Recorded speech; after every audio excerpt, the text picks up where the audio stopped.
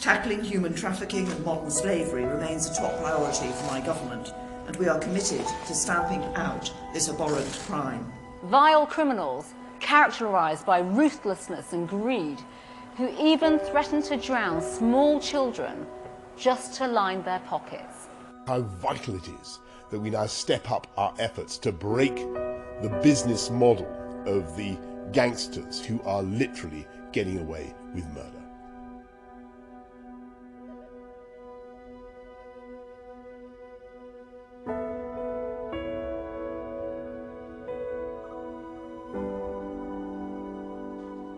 For the last decade, modern slavery has been the central crime problem the Conservative government in the UK has focused on. Terrible stories of women and girls being kept in sexual slavery and domestic servitude were reproduced in policy documents, charity fundraising materials and the news, with opposition MPs largely agreeing with the government about the urgency of the issues.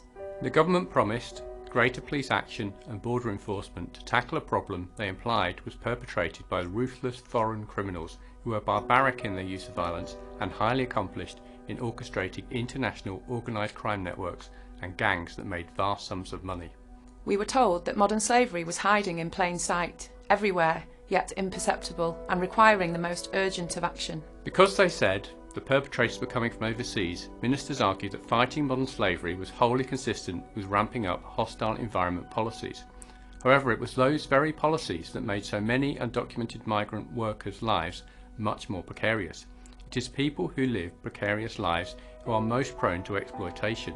They are the ones who have little choice but to work cash in hand in the grey economy. Few people have asked who these modern slavery offenders are. Are they really part of vast organised crime networks involved in smuggling illicit goods, drugs and people? And how do the exploited become tangled up with such people? What might be done to reduce the prevalence of such exploitation? These were the questions our study sought to answer. It's not easy to get close to such a hidden population, so we started by piecing together what we could from official data about people suspected of modern slavery. We analysed police data about modern slavery victims and suspects. This busted two big myths. Firstly, few offenders known to law enforcement were part of large organised crime networks. And secondly, where you did have bigger groups of 3 or more people, British offenders were often involved. It also revealed that many victims escape exploitation before law enforcement even begin to investigate. So the idea that police raids are the most effective way to end modern slavery and identify victims also seemed problematic. These findings reappeared in our interviews with people convicted of modern slavery and immigration offences. Far from shadowy, hidden figures, some of our participants were surprised to find themselves in serious trouble for things they thought they had explained to the authorities or resolved with complainants directly, years before their arrest. This was why some of them wanted to explain things to us and give us their side of the story. We conducted narrative biographical interviews with 30 offenders, 21 men and 9 women convicted of smuggling and modern slavery offences in the UK, most of whom were in prison or had recently been released under supervision. We interviewed all but one of our participants twice, enabling us to explore contradictions, inconsistencies and gaps in the life stories we were told. Our participants had committed offences that were regarded as serious by the courts. All but one had served prison sentences from 6 months to 12 years. Of the 29 who had gone to prison, the average sentence was 5 years. 16 were British citizens, though several of these had been born overseas. Others were from Romania, Albania, Hungary, Slovakia, Cape Verde, Iran, Kenya, Pakistan, Nigeria and Zimbabwe. The people we interviewed were involved in modern slavery offences and other immigration crimes that are often defined as trafficking related. The exploitation types included sexual exploitation, labour, domestic servitude and criminal exploitation, as well as arranging sham marriage, exploiting vulnerable people to supply illicit drugs and facilitating illegal entry into the UK. In other words, people smuggling, which in some but not all cases might have led to other forms of exploitation. Almost no one we interviewed saw themselves as a perpetrator of modern slavery. Some participants had helped smuggle people into the UK. For some, this was unintentional. Others did it as a favour to friends. A couple did it to make easy money in the context of organised criminal enterprises. Those participants, both of whom were white British nationals, had lengthier criminal histories and were involved in other crimes such as money laundering or international drug dealing, but they were pretty exceptional in our sample. Others worked in legitimate businesses and had never been involved in crime before. Some had long histories of trauma, migration and victimisation, which had led them into exploitative relationships, debts and dependencies, and ultimately led to their involvement in the exploitation of others. Many had escaped dire situations themselves. They were trying to raise money to send to their families in countries where there aren't many work opportunities, where poverty and instability are rife. All but one of the women, for example, had dependent children or elderly relatives that they supported financially. People who helped others to cross borders typically knew that those people were coming to work, and some of those passengers were then exploited. But the participants who were convicted for what might commonly be thought of as labour exploitation, one woman and two men, all worked in or owned legitimate businesses in food processing, garment manufacture and takeaway shops in the UK. The range and scale of their activities varied enormously, from a global corporate supply chain to a garment factory to a bankrupt takeaway business. What they all had in common were the pressures of working in competitive industries where margins are tight and the immigration rules are shifting. One was quite willfully underpaying workers who were also tenants of his, who were dependent on alcohol and other drugs. What was more surprising is that some were really trying to comply with the law. Two had sought advice from the authorities when they became concerned about the potential for exploitation in their workforce. Similarly, a professional couple who were convicted for holding victims in domestic servitude initially employed their workers through legitimate channels, the Overseas Domestic Worker Visa Scheme, which provides a legal framework to bring home helps into the UK. They thought they were doing everything by the books, including informing the Home Office when their home helps left the house, as they were legally obliged to do. Many months later, the domestic workers accused the couple of exploiting them, perhaps because some of their wages, which were indeed minimal, were sent back home to their fathers, but perhaps also because they had discovered that they had no right to remain in the UK once their employment had been terminated. Many of those convicted of the sex trafficking of adult women regarded themselves as having been misrepresented. They argued that they were actually helping women who wanted to provide massage or sexual services to do their work. That might sound surprising at first, but when you hear the stories we were told, it starts to make sense. 5 men and 3 women in our sample had been convicted of offences that involved trafficking adults for the purposes of sexual exploitation. All of them claimed they had worked with women consensually. These were women who were hoping to make more money than they had as sex workers in their countries of origin. But of course, working overseas is not easy. Sex workers need premises, transport, security and advertising. 2 of the women we interviewed had previously worked as sex workers themselves and had become brothel owners so that they didn't have to share their earnings with male pimps and facilitators anymore.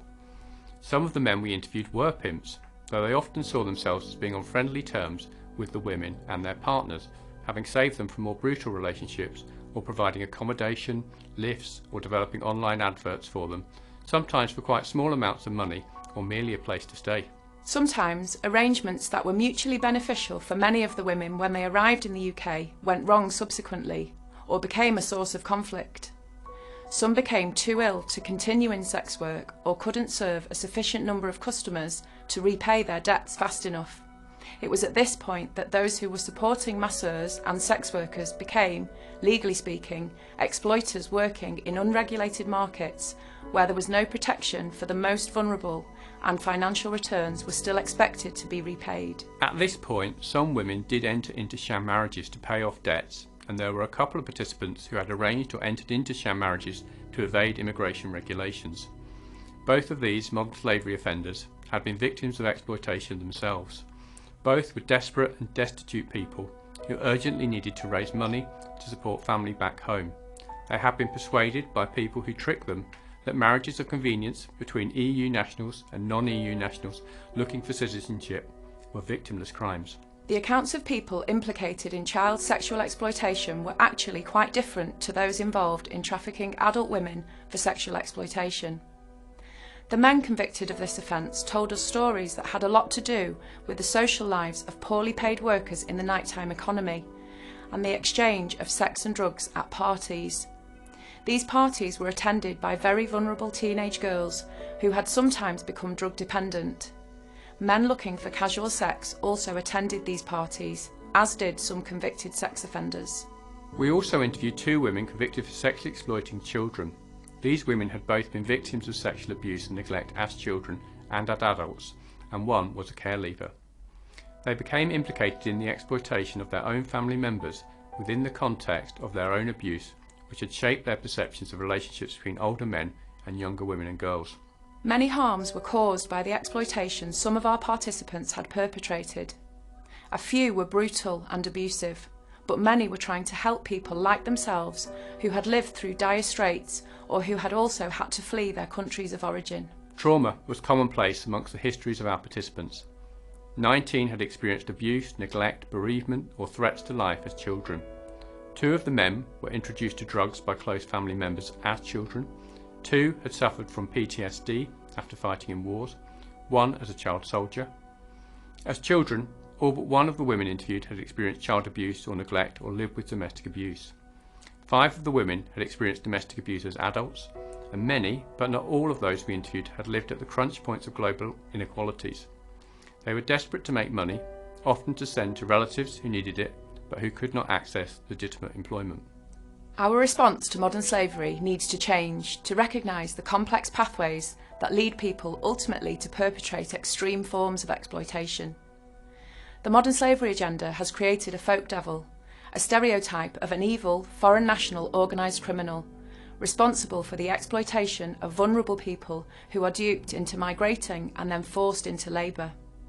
It can be comforting to accept this stereotype because it means we can carry on as we are while the bad guys are rounded up. But that's just not the reality of modern slavery.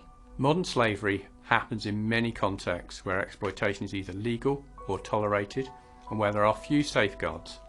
Things become inescapably abusive or oppressive when systems collide or fail. This frequently happens when border enforcement puts people who are fleeing war or poverty in peril, when immigration enforcement deters people who are underpaid from contacting the police, when sex workers are denied rights as workers, and when the care system fails to care for vulnerable young women who will then look to older men to buy them food and drink or provide them with somewhere to sleep.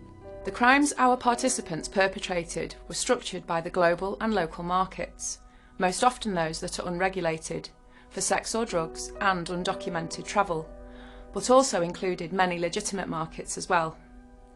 A few of the modern slavery offenders we interviewed were abusive people. These offenders had all had very confusing or damaging childhoods that should remind us how important child protection is and how lacking this can be around the world, as well as here in the UK. A few had connections with criminal enterprises, but that didn't make them uncaring people. Several thought of themselves as fixers of problems caused by unfair immigration rules. Others were law-abiding citizens whose lives became entangled with destitute people in ways that made them culpable for exploitation. Sometimes the exploitation intensified because of the actions of others or because of the acceleration of hostile environment policies. Many were victims of exploitation too. Migrants who had been pushed to the edges of labour markets, who couldn't access legitimate employment and were often dependent on cash-based, low-paid work. Organising and supporting others in this work meant that some of those who were being exploited became exploiters simultaneously. In short, our research reveals that the evil trafficker, innocent victim binary doesn't really resonate with reality. Many of the causes of modern slavery could be alleviated by providing a more hospitable environment for new arrivals. If people can work for at least a legal minimum wage and aren't so afraid of deportation that they can't speak to law enforcement, if they know their rights, if they can access decent housing and healthcare, then it would make an enormous difference. Then they would not be so reliant on favours and fixes from people operating outside the law. Recognising the rights of children, migrants and sex workers would protect many from the horrors of modern slavery. Modern slavery perpetrators often come from these vulnerable groups as well, but they are not a homogeneous group. Their motives for exploiting others are varied. They can even be morally comprehensible if one pays attention to the complexity of the difficulties they have faced throughout their lives. Their stories can reveal unpalatable truths about the world we live in. Our research has shown that we are deceiving ourselves by thinking that modern slavery can be eradicated by toughening up border controls and extended sentence lengths for convicted offenders. Instead, we need to face up to the complexities that lead some people being convicted of people trafficking and smuggling offences. We need to ask why these kinds of exploitation are persisting, despite a decade of efforts to out-police modern slavery. Perpetrators, even while we might not condone what they have done, provide some challenging answers to these questions in their accounts and explanations for their crimes.